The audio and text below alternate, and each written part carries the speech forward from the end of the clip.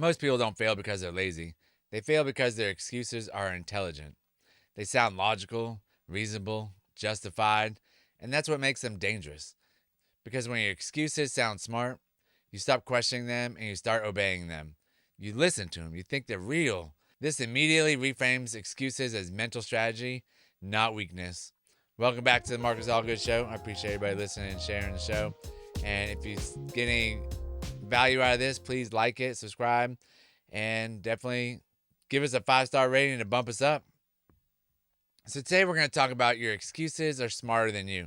And there's so many times, like I know you can relate on this. Like you give yourself some kind of excuse to get out of something and you truly, fully believe it. When you know it's just an excuse and you know you could go do it if you wanted to, but you're going to say, well, there's clouds in the sky. I don't think I want to go run today. It might rain. Knowing dang well that's a lie, but it is an intelligent one. It is reasoning. If it could rain, therefore you don't want to go run. You don't want to get your shoes wet, or you just don't want to be in that situation. So the truth about excuses is excuses aren't random. They're crafted by your brain to protect you. They're here to protect you in a way that you don't get hurt, that you don't feel bad, that it just gives you that warm and fuzzy feeling. They protect you from the discomfort, the risk, the failure, the judgment, the effort that you're going to have to put into it, the change. So instead of saying, I'm afraid, your mind says, I don't have time. I'm overwhelmed. I'm not in the right season right now. I'll start when things calm down. I'll be on someday I'll. I just need clarity first. I need to research it more. I need to really dig deep into what's going to happen, what's going on. I really need to figure this out. The brain's telling you just slow down. It's going to be okay. Take your time. You don't need to jump into this right away. It's there to protect you so you don't get hurt, you don't get your feelings hurt. All sorts of different versions of the hurt that could happen from just jumping into it that your brain is trying to keep you away from. So excuses aren't lies. They're fear translated into logic. Excuses aren't lies. They're fear translated into logic. And the logic, if you can't decipher it, will trick you into thinking that it's there to help you instead of just there to protect you. And it's going to slow you down. It's going to basically keep you left behind in a world that's just racing so fast, moving forward. You're going to be stuck in the 70s when it's 2020 or 2030 is pretty much the way I see it. So why smart people struggle more? This part is kind of one of those things that is probably going to really touch a lot of people in different ways because of the fact that, smart people are supposed to be smart. They're supposed to be more intelligent and they're supposed to be able to figure things out. So the more intelligent you are, the better you rationalize, the better you justify, the better you explain, and the better you defend inaction. So you create sophisticated reasons for staying stuck.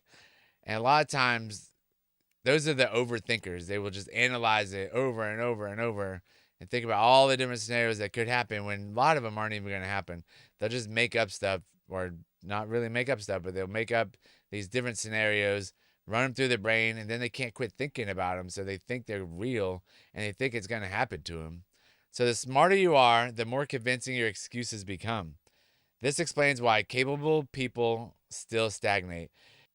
In the psychology of self-justification, the brain prefers safety over growth, certainty over risk, comfort over effort. And I'm wanting to do the same thing. I've always wanted certainty over risk. Like if I knew I could take my $1,000 and go make 10,000 without any risk involved, everybody would do it. But you have to take the risk to be able to get that kind of return. Safety over the growth. Like I've always, not always, but I've taken, in my younger years, I've taken no risk and I always went for the safe job or the safe outcome, safe school, things like that. Where now in my older years, it should be opposite, but in my older years, I've taken more risk. I should have taken more risk when I was younger. than when I was older. Maybe it would have paid off more. Wouldn't be in some of the situations we're in now, but that's okay. It's all about getting out there, taking the risk, and making it happen. So it builds arguments to protect the status quo, not lies, but arguments. Your brain becomes your defense attorney, and it's very persuasive. It's super persuasive for yourself. It's not super persuasive in the court of law, but if you sit there and tell yourself over and over and over, you will convince yourself that you are doing the right thing. Your mind doesn't just create excuses, it prosecutes effort. And the more you keep thinking about it, the more you're going to believe the lies that you're telling yourself inside your head. Common smart excuses people believe. These are going to really hit home a little bit. I'm waiting for the right time. We've all said that. I need more information. Information overload will get you every time. I'm not fully ready. I've just been busy. Life's chaotic right now. I want to do it properly. I'll start on Monday. And there's no magic Monday that's going to be, doesn't matter if you start now, on Tuesday, Wednesday, Thursday, Friday, Saturday, or Sunday. There's no magic happening on Monday. You don't just all of a sudden get this inspiration and all this motivation on Monday morning. Most of the time, you don't even want to get up. Most of the time, you don't even want to go to work. Most of the time, you don't even want to do anything on Monday because you partied too hard on Saturday and Sunday and Friday. So there's this thing where you can't just keep giving these excuses. I'll start this day. I'll start on this. I'll start there. Your life's always going to be chaotic. And if you start a business, it's going to be even more chaotic. And life is always busy. Throw in some kids, it gets even busier. Throw in a business, it gets even busier. It just depends on how much you can handle. But the more you throw at yourself, the more you can handle. It's just, there's no way around it. Like, if I saw myself 20 years ago and the things that I do now, I would say that I wouldn't have time for that. And that was 20 years ago before kids. All I did is had a job and went out and partied. I would always tell myself, like, there's no way I could do all these different things. And today, went to the shop, worked out, got a bunch of stuff done at the shop. And then I also have to go take the kids to volleyball, pick one up from running club, go pick the other one up from volleyball, fix dinner, make dinner, eat dinner, come back home, shower. Like, there's always so many things you have to do. Like, it's just, once you start piling it on slowly, that's when you start seeing that you can handle more and more each time. So those all sound reasonable, where I want to do it properly. I start Monday, but that's why those excuses work. They sound good. Your brain goes, yeah, I could do that. If it sounds logical enough, you'll stop questioning whether it's avoidance. And then once you stop questioning it, you're going to believe it. And then next thing you know, you're not going to take any action on it. So the cost of intelligent excuses: when excuses are believable, action gets delayed. You're never going to take the action that you need to take. Habits never form. You're never going to start working out. You're never going to start eating right. You're never going to start the business. You're never going to start anything that's going to be beneficial to you. Confidence erodes. Your brain's going to just keep telling yourself, yeah, I'm just not going to do it anyways. Like, I just don't need to. I'm just not that kind of person anymore. Your self-trust drops, and we've talked about that over and over.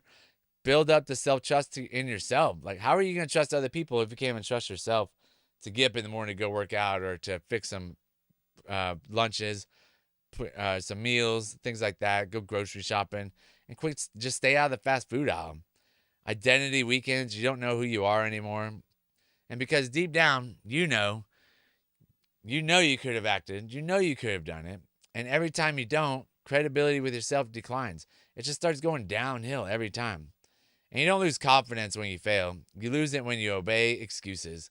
And those excuses are loud and they scream every day in your mind. But you have to filter them out and start taking action. And tell your brain, I don't need those excuses anymore. I'm going to start taking action. I'm a different person. So let's talk about how you outsmart your own excuses. Assume your first reason is fear. Not truth, but fear. You're scared. Shorten the gap. Take one small action immediately. Just tiny. Those tiny little actions build up into giant big ones. Replace later with now. Later is where excuses live. You got to say, I do it anyways. I'm not going to say I'll do it later. I do it now. I do it anyways. I do it because I have to do it. Name the real fear. What am I actually avoiding? Like, what am I scared of? Like, am I scared of the big bad bully that's going to have me take action? I don't know. What are you actually scared of? Act before the argument starts. Action beats rumination. Excuses grow with time. Action shrinks them. Like, the more you sit and think about it, the more excuses you're going to have. So the closing challenge I have for this week is every time you catch yourself explaining why you can't, pause and ask, is this true or just convincing? Because your mind is brilliant at protecting you from effort, but your future depends on challenging it. Your excuses aren't dumb. They're smart. They're really smart. And that's exactly why you must stop listening to them. And that's why you need to take action on your own life. And that's the pod. I appreciate everybody listening. And share the show if you get any value out of this. Like, share, comment. Love to hear from you.